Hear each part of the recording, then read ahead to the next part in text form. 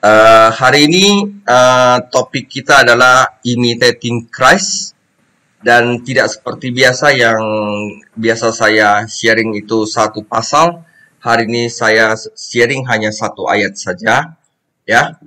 Jadi satu ayat dari Efesus, satu ayat dari 1 Yohanes, ya.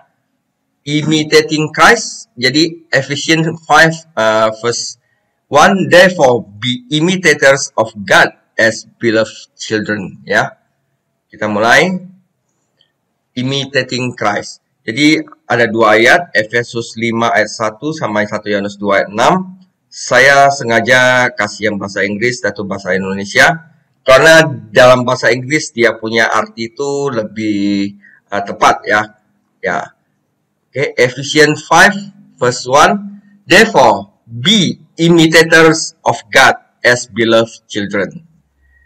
Ya, First John 2 verse 6, whoever says he abides in him ought to walk in the same way in which he walked. Nah, dalam bahasa Indonesianya Efesus 1 ayat 5 ayat 1, sebab itu jadilah penurut-penurut Allah seperti anak-anak yang kekasih. Nah, ini sebenarnya kalau diterjemahkan langsung itu adalah sebab itu jadilah imitator-imitator Allah seperti anak-anak yang kekasih. Jadi kita harus meniru, berpura-pura menjadi Allah gitu, imitator, ya. Jadi kalau 1 Yohanes 2 ayat 6, barang siapa mengatakan bahwa ia ada di dalam dia, ia wajib hidup sama seperti Kristus telah hidup. Nah, ini berat saudara, wajib hidup sama seperti Kristus hidup.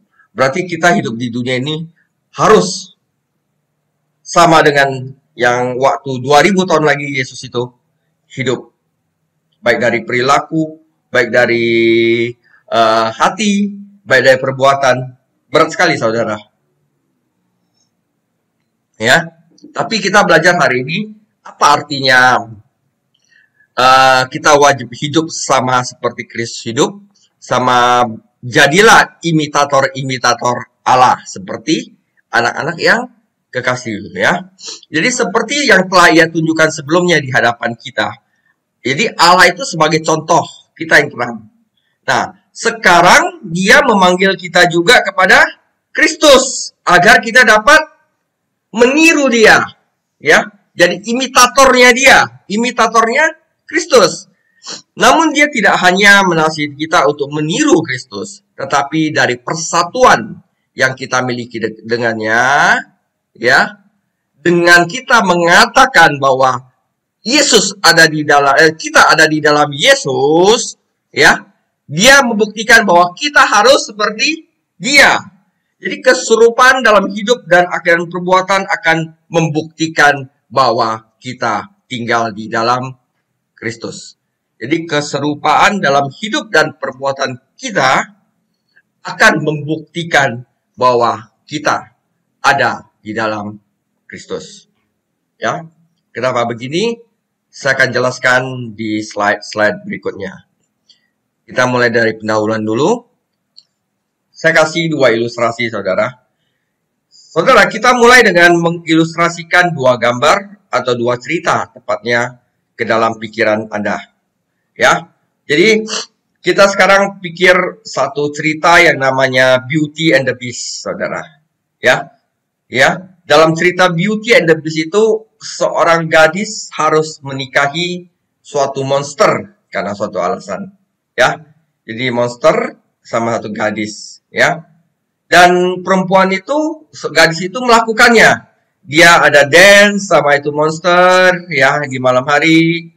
Jadi dia menciumnya. Seakan-akan monster itu adalah seorang pangeran, seorang laki-laki tulen, ya. Tapi akhir cerita dia sangat lega. Monster itu benar-benar berubah menjadi seorang pria dan menjadi akhir cerita yang baik. Oke? Ini buat ilustrasi aja.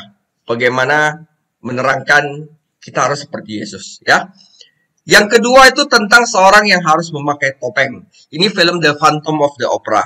Dia tuh mungkin jelek sekali mukanya, akhirnya mesti pakai topeng untuk bertemu seorang gadis. Ya, topeng itu yang membuat dia terlihat sangat cantik dan lebih baik dari dia yang sebenarnya. Sebenarnya nggak cantik. Pakai topeng itu jadi cantik. Dia harus memakainya selama bertahun-tahun karena dia nggak pede sekali ketemu sama perempuan lah gitu ya. Dan akhirnya ada satu saat dia harus melepasnya. Dia menemukan bahwa wajahnya sendiri telah tumbuh sesuai dengan topengnya dan sekarang yang dia dulu jelek sekarang jadi sangat cantik ya. Jadi kita ada dua ilustrasi ini bahwa seorang yang berpura-pura jadi sesuatu yang lebih baik, akhirnya pura-pura dia itu jadi kenyataan. Ya. Jadi yang dia seperti kayak perempuan itu berpura-pura bahwa laki itu adalah adalah pangeran padahal dia adalah monster. Nah, itu akhirnya akhir cerita pria itu benar-benar menjadi seorang pangeran dan yang pakai topeng juga begitu ya. Jadi saudara, apa yang dimulai dengan meniru ya telah menjadi realitas. Saya pikir kedua cerita ini mungkin membantu untuk menjelaskan apa yang saya katakan dalam topik hari ini, yaitu meniru Kristus. Be imitator of the God. Oke? Ini penting sekali saudara ya. Oke. Saya mau kasih satu gambaran lagi. Saudara, saat kita semua mengucapkan doa Bapa kami, ya, kata pertamanya adalah Bapa kami. Apakah saudara sekarang melihat apa maksud dari kata-kata itu? Terus terang, itu berarti bahwa Anda adalah putra dari Bapa di sorga, saudara. Saudara, dari semua agama, hanya kekristenan yang berani menempatkan diri mereka di tempat seorang putra Allah. Terus terang ya, di saat ini Anda sedang berdandan seperti Kristus. Anda sedang meniru Kristus. Karena tentu saja saat Anda menyadari apa kata-kata itu. Maksudnya Anda menyadari bahwa Anda bukanlah putra dari Allah. Anda bukanlah seorang yang seperti anak Allah yang keinginan dan kepentingannya menjadi satu dengan Bapa. Anda adalah manusia yang selalu berpusat pada diri sendiri. Keserakahan, iri hati, kesombongan, dan semuanya yang akan hancur menjadi kematian. Namun di satu sisi, pakaian seperti Kristus Anda pakai, di mana seperti dikenakan pada mayat yang busuk, saudara. Tapi yang aneh, bahwa Tuhan Yesus sendiri telah memerintah kita untuk melakukannya dengan mengucapkan kepada Bapa di surga, Bapa, sebagai status sebagai anaknya. Oke. Saudara, mengapa berpura-pura meniru menjadi putranya Allah yang maha kuasa sendiri, saudara? Sedangkan kita sebenarnya adalah suatu makhluk yang istilahnya masih iri hati, masih serakah, masih yang keinginannya itu tidak sama dengan Bapa. Ya, nah di sini saya akan jelaskan apa gunanya berpura-pura dan tidak menjadi diri sendiri. Saudara, ternyata bahkan pada tingkat manusia, Anda tahu ada dua jenis berpura-pura, saudara. Ya, yang pertama adalah jenis yang buruk, di mana kepura-puraan itu ada di sana menggantikan yang asli. Jadi seperti ketika seorang pria berpura-pura akan membantu Anda, namun tidak benar-benar niatnya membantu Anda. Ini adalah pura-pura jenis yang buruk. Ya. Tapi ada satu jenis pura-pura yang baik, di mana kepura-puraan itu mengarah ke ada hal yang baik. Misalnya gini, saudara. Saat Anda benar-benar tidak bisa mengasihi orang yang Anda kenal. Namun, hal yang terbaik yang dapat Anda lakukan adalah pura-pura mengenakan sikap yang ramah dan berperilaku seolah-olah Anda adalah orang yang mengasihi dia. Saudara, ini adalah sifat manusia kalau kita nggak demen sama orang, tapi bagaimanapun juga kita mencoba untuk mengasihinya dan bertindak seolah-olah kita itu mengasihinya, maka dalam beberapa menit Anda akan mulai mengasihinya. Demikian juga saudara, kalau misalnya ada orang itu yang baik sama kamu, tapi karena dia ada silap satu hal, ya, dia ada sedikit yang menggores hatimu, tiba-tiba Anda sebel sama dia, itu dalam beberapa menit Anda akan benar-benar sebel sama dia. Bahaya, manusia itu gampang sekali namanya meniru. Karena itu kita nggak istilahnya bahaya banget untuk melakukan sesuatu yang tidak baik, karena itu akan menjadi permanen, pelan-pelan akan jadi permanen di dalam hidup kita.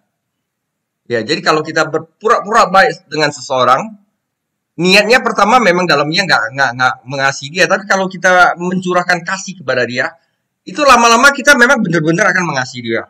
Ya, jadi gini, seringkali satu-satunya cara untuk mendapatkan kualitas dalam kenyataan adalah dengan memulai berperilaku seolah-olah Anda sudah memilikinya. Itulah mengapa permainan anak-anak sangat penting, saudara. Karena dalam permainan anak-anak, mereka selalu berpura-pura menjadi orang dewasa, saudara. Bermain tentara, seolah anak laki-laki itu dia adalah tentara. Main dokter-dokteran, ya, seolah-olah anak perempuan itu adalah dokter beneran gitu, saudara. Mereka bermain masak-masakan, seolah-olah mereka benar-benar satu koki yang profesional, saudara. Tapi saat mereka bermain itu, sepanjang waktu itu melatih otot mereka dan mempertajam akalnya, sehingga kepura-puraan menjadi dewasa membantu mereka untuk tumbuh dengan sungguh-sungguh. Jadi kalau mereka pura-pura jadi mafia, saudara, itu bahaya, saudara. Mereka bisa jadi mafia beneran. Karena itu kita harus benar-benar istilahnya main anak-anak itu kita harus benar-benar sortir. Hati-hati. Makanya game-game itu yang pura-pura kita jadi bunuh-bunuh orang yang ada di dalam HP, itu bahaya sekali buat anak-anak kalau dia orang itu, karena dia orang pura-pura jadi kayak satu orang samurai yang melibas semua orang monster itu di dalam suatu HP itu. Lama-lama dia akan bisa menjadi seorang pembunuh, saudara. Kalau nggak hati-hati, ya. Karena manusia mempunyai suatu sifat, manusia itu gampang sekali meniru. Istilah dunia itu belajar nakal itu gampang, ya. Belajar baik itu lebih sulit. Karena apa? Kecenderungan hati manusia untuk melakukan sesuatu yang jahat. Oke. Nah, di sini dia punya topik adalah meniru Kristus agar kita benar-benar menjadi sama seperti Kristus, ya. Oke, saat kita ngomong Bapa kami yang ada di surga, itu seperti kita berdoa dengan Bapa kita yang asli, saudara. Tapi sebenarnya kita masih jauh dari Kristus. Tapi Kristus minta kita untuk berdoa, Bapa kami yang ada di dalam surga. Ya, sekarang Anda menyadari, inilah saya sedang berdandan seperti Kristus, saudara. Sangat mungkin bahwa Anda akan melihat dan merasakan apa yang terjadi. Yesus sendiri, anak Allah yang manusia sama seperti Anda, yang juga adalah Allah seperti Bapanya di surga, sebenarnya ada di sisi Anda dan sudah berada di sisi Anda saat mulai mengubah kepura-puraan Anda menjadi kenyataan. Jadi saat Anda mulai pura-pura untuk menjadi anak Allah, sebenarnya Yesus Kristus sendiri, anak Allah yang juga manusia seperti Anda, dan juga adalah Allah seperti Bapa di surga, ada di sisi Anda untuk mengubah Anda dari kepura-puraan menjadi kenyataan. Dan salah untuk mengatakan bahwa hati nurani Anda yang memberitahu apa yang harus Anda lakukan. Di sini hati nurani tidak bermain, saudara. Jadi kalau kita hanya minta pertimbangan hati nurani, Anda hanya mendapatkan suatu hasil. Namun jika Anda ingat bahwa Anda sedang berpakaian seperti Kristus, Anda akan mendapatkan hal yang berbeda. Ada banyak hal yang tidak dapat dilakukan dan dipertimbangkan oleh hati nurani. Khususnya hal dalam pikiran-pikiran kita, saudara. Terutama menyangkut hal-hal tentang benar dan salah. Jika Anda hanya meminta pertimbangan dari hati nurani, Anda tidak dapat terus melakukannya jika Anda dengan serius berusaha menjadi seperti Kristus. Karena Anda tidak lagi berpikir sederhana tentang benar dan salah. Tetapi Anda sedang mencoba menangkap suatu karakter yang baik dari seseorang, yaitu Yesus Kristus. Ini tidak bisa pakai hati nurani, benar atau enggak, saudara? Enggak. Itu adalah suatu hal yang dimana Yesus Kristus sendiri yang sedang mengubah Anda menjadi pribadi Dia.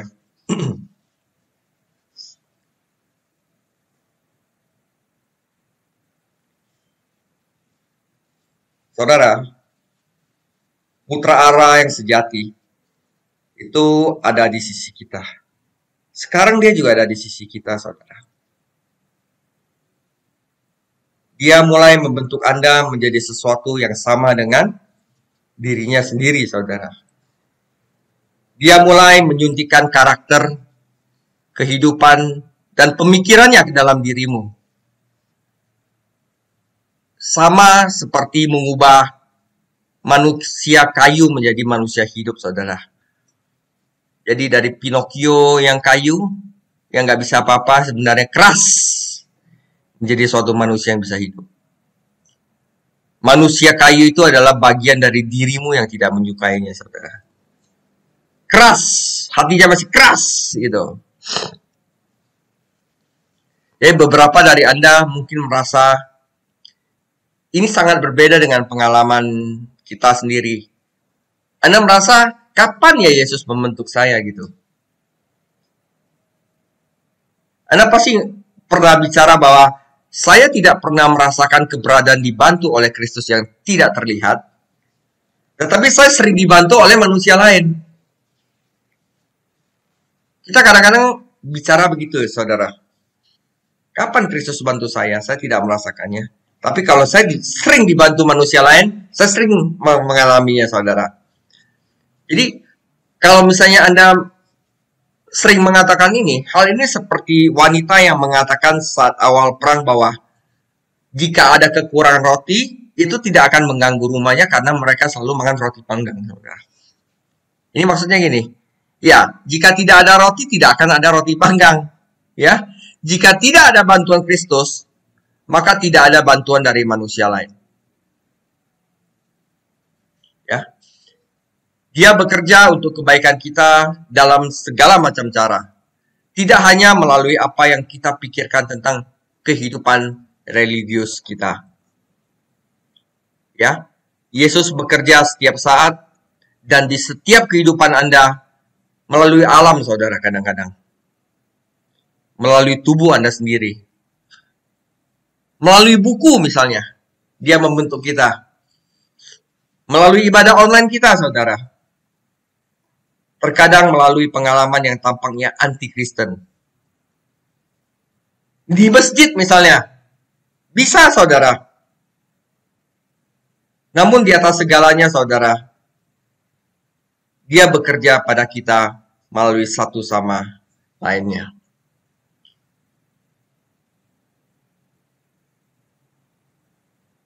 Jadi manusia itu adalah cermin Kristus, adalah pembawa Kristus bagi manusia lainnya. Ya, kadang-kadang kita sebenarnya dipakai untuk membentuk orang lain atau orang lain dipakai untuk membentuk kita. Tapi sebenarnya Kristus yang membentuk. Terkadang pembawa tidak sadar, saudara. Ya, transfusi karakter ini bisa jadi dibawa oleh mereka yang belum mendapatkannya sendiri. Bisa jadi orang yang bukanlah orang Kristen yang membantu Anda menjadi Kristen dan bertumbuh ke dalam gambar Yesus. Bisa jadi orang Yesus memakai orang yang belum Kristen untuk membantu Anda menjadi Kristen, atau bisa jadi Yesus memakai orang yang Anda tidak tahu kadang-kadang untuk membuat Anda bertumbuh ke gambar Kristus. Tapi biasanya mereka yang mengenal Kristus yang membawanya kepada orang lain. Ya, itu sebabnya gereja seluruh tubuh Kristus yang menunjukkan Yesus kepada satu sama lainnya dan sangat penting. Ya. Tapi jangan lupakan satu hal ini, saudara. Jadi seperti bayi yang baru lahir itu ya.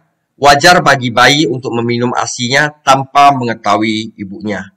Jadi seorang yang bayi rohani, biasanya dia minum susu, meminum sesuatu dari Tuhan, tapi dia tidak tahu itu dan tidak bisa mengenal bahwa itu adalah pemberian Tuhan. Seperti bayi yang minum susu, ibunya, dia nggak tahu pemberinya adalah ibunya, karena dia masih merem waktu minum susu ASI, saudara. Ya kan?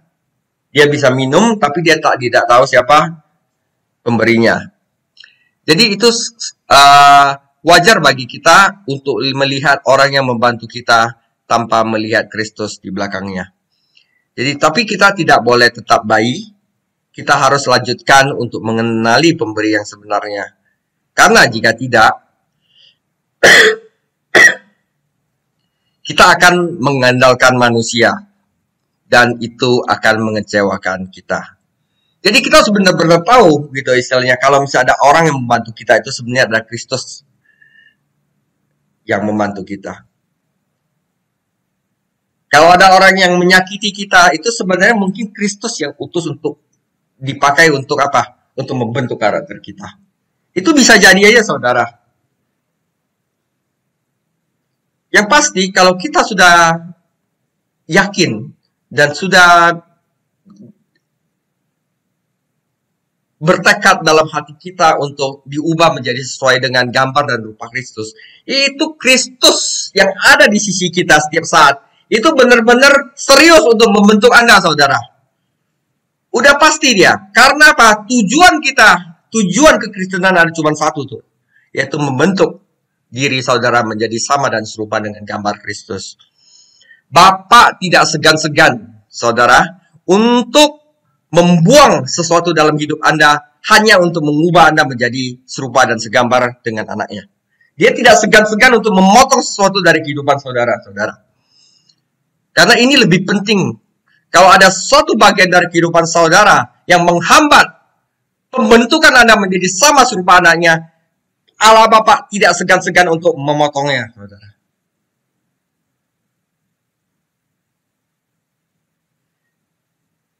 Ya, jadi kita tidak boleh tetap bayi, kita harus lanjutkan untuk mengenali pemberi yang sebenarnya. Karena jika tidak, kita akan mengandalkan manusia. Oh, yang tolong bukan Yesus, yang tolong bapak saya, tante saya. Oh, yang tolong itu ketua yayasan apa? Ya kan? Ya. Satu-satunya pemberi itu adalah Tuhan, saudara. Manusia tidak bisa menciptakan sesuatu. Setan tidak bisa menciptakan sesuatu. Hanya Tuhan yang bisa menciptakan dari yang tidak ada menjadi ada. Hanya Dia adalah satu-satunya pemberi apapun yang ada di dunia ini. Karena segala sesuatu adalah diciptakan oleh Dia, melalui Dia, dan untuk Dia. Nah, di sini kita harus tahu pemberi yang sebenarnya adalah dari Tuhan. Jadi apapun yang kita dapat di dunia ini, semuanya adalah dari Tuhan. Jadi bisa sangat aman sekali saya bicara ini. Ya. Nah, kalau kita bisa mengenal pemberinya. Yang terbaik dari orang-orang yang mulai itu adalah yang berhasil dari kesalahan. Semuanya akan mati. Jadi kita sebenarnya harus berterima kasih kepada semua orang yang telah membantu kita. Kita harus menghormati mereka. Dan kita harus mencintai mereka, ya. Ya, pembentukan manusia baru, saudara, ya. Saudara, tapi jangan pernah mempertaruhkan seluruh iman Anda, seluruh keyakinan Anda pada manusia apapun, walaupun Anda merasa dia adalah yang terbaik dan paling bijaksana di seluruh dunia. Jangan pernah mempertaruhkan seluruh iman Anda pada manusia manapun. Walaupun Anda merasa dia adalah yang terbaik dan paling bijaksana di seluruh dunia. Ada banyak hal menyenangkan yang Anda dapat lakukan dengan pasir, saudara. Tapi jangan coba bangun rumah di atasnya. Manusia itu seperti pasir. Jangan bangun rumah di atas pasir. Jangan mengandalkan manusia. Anda hanya dapat mengandalkan Tuhan Yesus Kristus. Dia adalah gunung batu Anda, bangunan rumah di atas batu yang perkasa. Jangan andalkan manusia, terutama iman Anda, saudara. Nanti Anda kecewa. Ya. Dan sekarang kita mulai melihat apa itu yang perjanjian baru selalu bicarakan. Perjanjian baru selalu berbicara tentang orang Kristen yang dilahirkan kembali. Itu berbicara tentang mereka mengenakan Kristus. Tentang Kristus ada di dalam diri mereka. Tentang itu untuk memiliki pikiran tentang Kristus. Sebenarnya mereka berarti sesuatu yang jauh lebih dari itu, saudara. Mereka berarti bahwa orang, manusia yang sempurna, yaitu Kristus Yesus, di sini dan sekarang, di ruangan Anda, di mana Anda mengucapkan doa-doa Anda, adalah melakukan hal-hal ini kepada Anda. Yesus Kristus yang hidup masih seperti kita sebagai manusia, juga tetap merupakan Allah sebelum dunia diciptakan, benar-benar datang dan intervensi diri Anda, membunuh diri alami saudara dan saya, dan menggantikan dengan jenis barunya, yaitu dirinya sendiri, ya, untuk menjadi agung, saudara.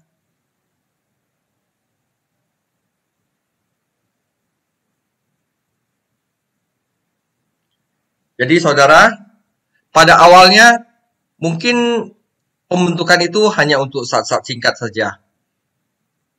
Kemudian untuk saat yang lebih lama. Akhirnya jika semua berjalan dengan baik, Yesus Kristus akan mengubah Anda secara permanen menjadi suatu hal yang berbeda. Yaitu Anda akan diubah menjadi Kristus kecil yang baru, saudara.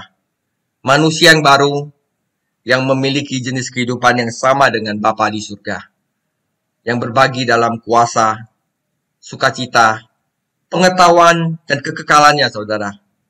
Nah, seterusnya, saudara, ini penting, saudara, kita akan membuat dua penemuan lainnya di dalam kita. Ya. Jadi pertama itu kita akan mulai memperhatikan tentang keberadaan dosa kita. Kita mulai khawatir kalau kita berdosa. Bukan hanya tentang apa yang telah kita lakukan, tapi dengan siapa kita. Identitas kita yang kita pertaruhkan saat ini, saudara. Jadi kita tidak hanya khawatir tentang apa yang telah kita lakukan, tapi dengan lebih khawatir tentang siapa kita gitu. Saya kasih contoh biasanya begini. Kadang-kadang di dalam suatu komsel itu, kita punya suatu sesi pengakuan dosa, saudara. Yuk teman-teman, semuanya kasih tahu dosa apa yang telah kita lakukan selama seminggu ini, misalnya ya. Itu kita doa sama-sama, minta Tuhan ampuni, katanya. Nah, biasanya itu kebanyakan 90% itu adalah dosanya adalah dosa saya belum bisa mengasihi, saya belum bisa mengampuni. Pernah nggak saudara misalnya ada orang yang dengan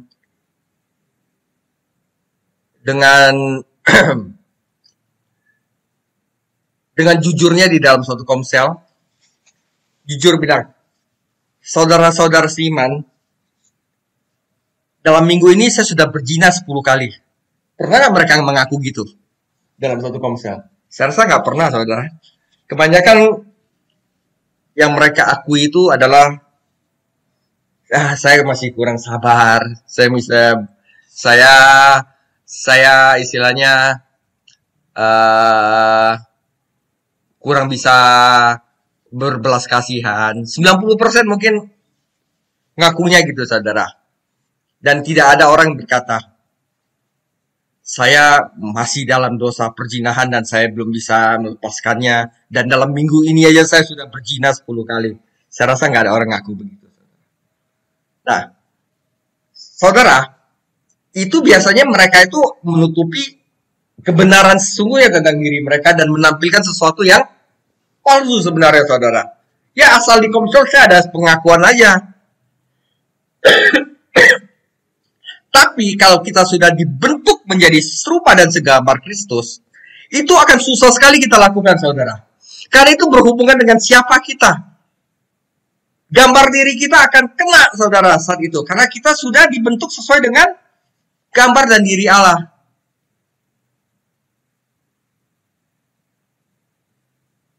Nah, ya.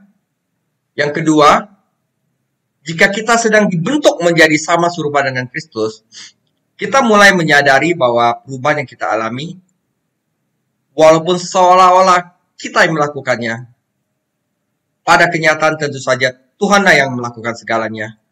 Ya, kita menyadari kalau kita sudah dibentuk menjadi Kristus, kita akan menyadari bahwa kita sedang dibentuk oleh Kristus dan bukan kita yang melakukannya. Kita hanya membiarkan pembentukan itu dilakukan untuk kita. Dan sebenarnya Tuhan yang melakukan segalanya. Dan kita akan mulai bisa melihat firman Tuhan Alkitab. Bukan dari apa yang harus kita lakukan untuk Tuhan. Tetapi apa yang Tuhan lakukan untuk kita di Alkitab. Kita akan istilahnya merubah cara pikir kita melihat Alkitab. Kalau sekarang kan banyak orang bilang, Alkitab itu adalah buku tata cara kita bagaimana kita mendekat kepada Tuhan. Itu salah. Alkitab itu bukan cerita bagaimana kita harus apa kita lakukan untuk Tuhan, saudara. Alkitab itu adalah buku di mana kita harus lihat bagaimana Tuhan yang lakukan kepada kita. Terbalik, saudara.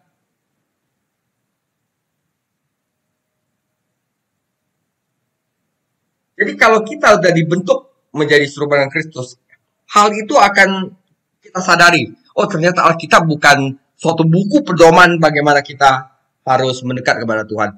Tetapi ada suatu cerita di mana Tuhan datang untuk manusia. Menceritakan tentang Tuhan. Alkitab itu cerita tentang Tuhan, bukan cerita tentang manusia. Tapi ada cerita Tuhan bagaimana dia lakukan di dalam diri manusia. Kalau kita dengar cerita Musa itu cerita tentang Tuhan. Kita lihat cerita tentang Daud itu cerita tentang Tuhan. Kita lihat cerita Samson itu cerita tentang Tuhan. Abraham cerita tentang Tuhan. Semuanya cerita tentang Tuhan. Bukan cerita tentang manusia. Oke. Mari kita pura-pura mengenalkan Kristus. Jadi mari kita hidup seakan-akan kita adalah Kristus, saudara. Jadi kalau di perhotelan, saudara, ada bagian yang namanya FO, ada bagian kitchen, ada bagian FB. Ya.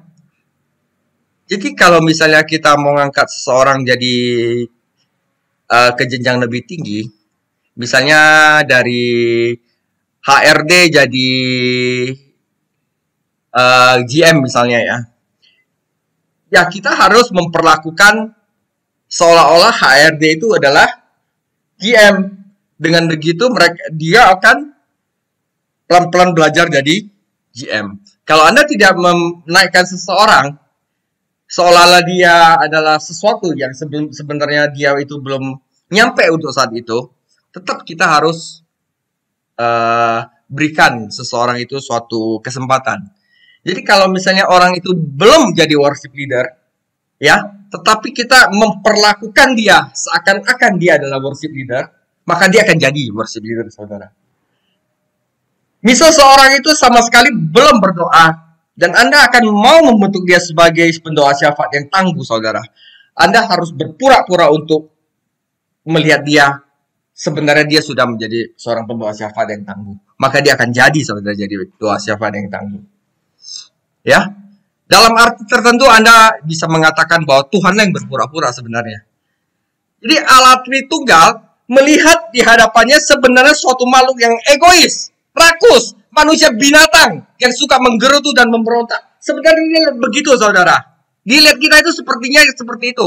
Tetapi dia berkata, mari kita pura-pura bahwa itu bukan hanya makhluk, tetapi anak kita. Dia pura-pura, saudara. Yang dia lihat sebenarnya adalah makhluk yang suka menggerutu dan memberontak. Tetapi dia berkata, marilah kita pura-pura ini adalah anak kita. Buktinya di mana? Yesus memerintahkan kita berdoa, Bapa kami di dalam surga. Itu mengangkat kita menjadi level sebagai putra seorang Allah, saudara. Hanya Kristen yang berani lakukan ini. Ini seperti Kristus sampai sejauh itu adalah manusia karena ia telah menjadi manusia. Diyakinkan dengan Kristus menjadi manusia. Jadi saudara, marilah kita berpura-pura untuk membuat kepura-puraan ini menjadi kenyataan. Tuhan sedang melihat Anda seolah-olah adalah kecil, saudara.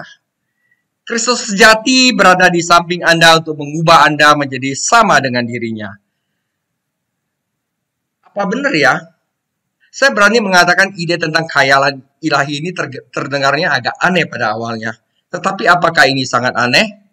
Bukankah itu cara yang lebih tinggi selalu menaikkan yang lebih rendah? Yes, saudara.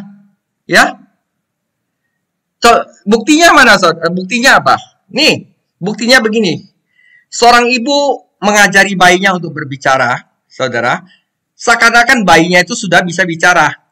Jadi seorang ibu mengajari bayinya berbicara dengan berbicara seolah-olah dia mengerti jauh di mana sebenarnya bayi itu sebenarnya tidak mengerti sama sekali. Misalnya ada seorang bayi, dia baru lahir ya.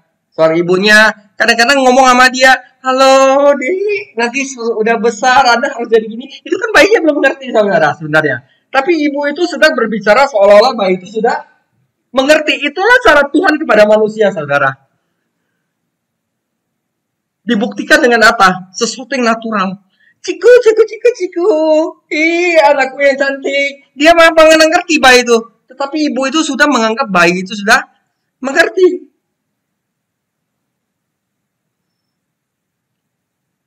Nah, satu lagi. Kadang-kadang kita memperlakukan anjing kita seolah-olah mereka hampir sepada manusia.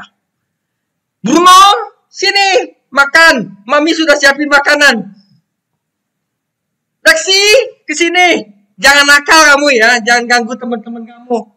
Seakan-akan anak kita. Begitulah mereka benar-benar hampir menjadi seperti manusia pada akhirnya. Kucing di luar ini gak ada nama, saudara. Singa di hutan itu gak ada nama. Tetapi anjing di rumah kita punya nama. Bruno, Lexi, entah siapa gitu. Bukankah itu suatu khayalan ilahi? Seperti apa yang Tuhan lakukan untuk kita? Benar, saudara? Ya, karena itu kita adalah Kristus kecil, saudara. Tuhan Yesus telah memerintahkan kita untuk berdoa, Bapa kami adalah di surga. Itu menempatkan kita, level kita sebagai putra Allah. Oke? Karena itu demikian sharing saya. Tuhan Yesus memberkati.